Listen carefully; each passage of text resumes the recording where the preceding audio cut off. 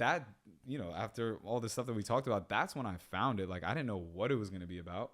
And I realize now that it's like, I like to find that common thread that's all the way at the bottom. Like the catchment again. Yeah. Like the newsletter is a metaphor for it. But then again, health is a metaphor for everything that goes under everything. Health is wealth. They always say that.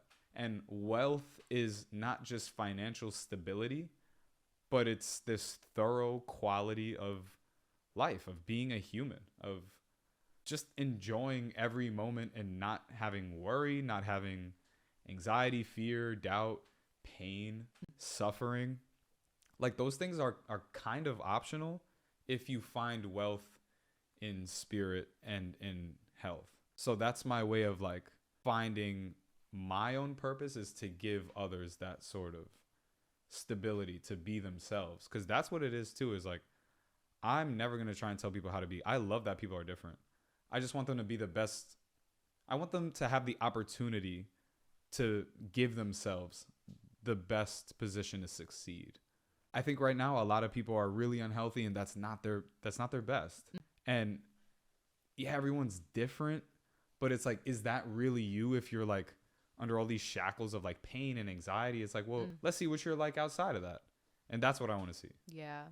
Yeah. And I was having a conversation with my cousin about this too the other day, just listening to, like, recognizing the difference between the voices in your head. Like the one that's telling you, go to bed on time. You know what? Actually, go get that homework done tonight. Yep. Don't wait till tomorrow morning at 4 a.m. when you think you're going to be able to do it. Yep. Like there's just, and it's so funny because that happens in college around that time, but it also happens in your adult life. So you have to build those strong habits and skills from then, because everything that you're doing today is going to impact how you're living 10 years from now. In college, it's by far the most foundational and fundamental time to set your life up, because you have freedom. What you do with your freedom is for real who you are. Yeah. They always say like a king shows his true nature when he has power and whatnot. Yeah, it's true. But freedom and liberty, what you do with that, that's who you are. If you slack off entirely, well, it's time to look in the mirror and be like, well, why are you so comfortable with being comfortable? If you overwork yourself and don't allow yourself a moment to breathe, look in the mirror and ask why you're scared to look in the mirror. Yeah. If you're balanced and you're able to be self-aware and notice like, okay, this night I kind of slacked off, or I missed that homework, but it's okay because I'm learning from it, then you're in a really good spot because you're able to be self-aware and learn from your mistakes. That's what freedom is, right? Like life is not a box, like there's boundaries you can draw yourself, but really when you have freedom, you're just like doing whatever you want, or you're doing whatever you think you should do. And in college, I think you find the balance between that. It's like, oh, you can certainly do whatever you want, but is whatever you want the same thing as like what you should do?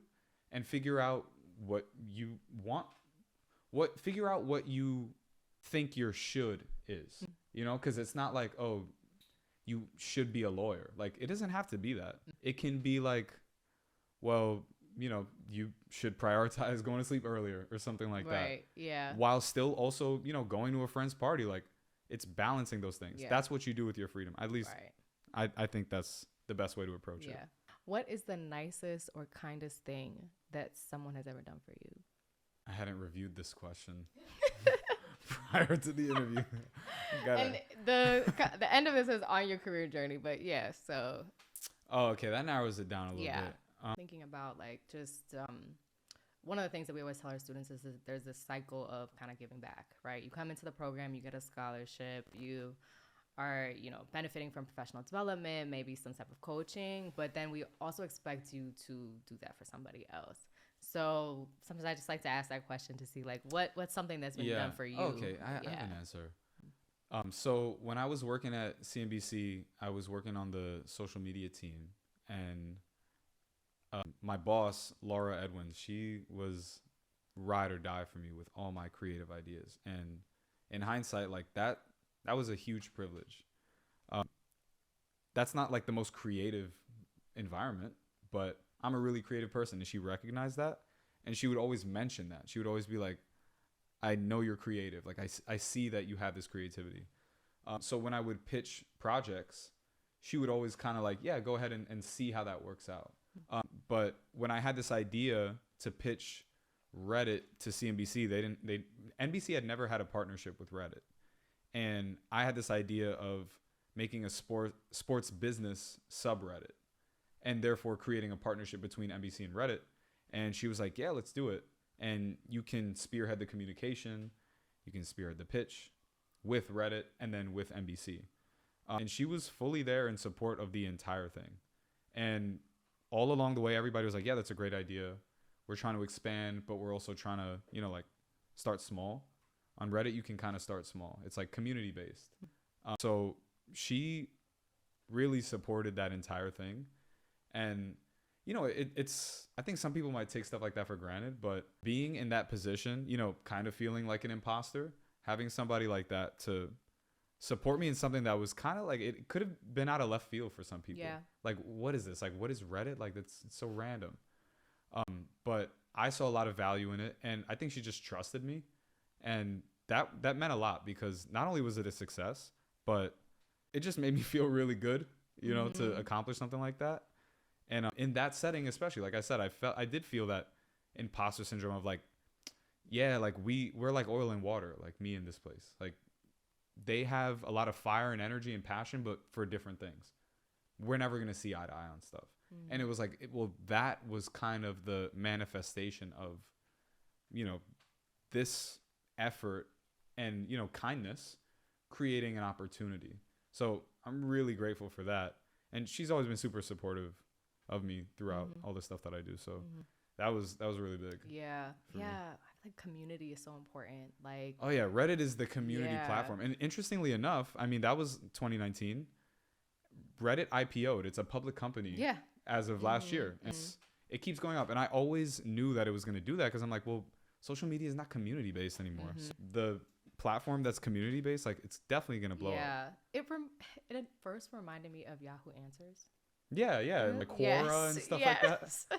Yeah, like in the beginning where you could just scroll through and just, address. And then now they have it, like, the subreddits are communities, like, of things that are very, very niche sometimes. Yeah. So it's like, well, if you want a community to talk with real humans about stuff that's random or, more general, you can go there. Yeah. That's really valuable.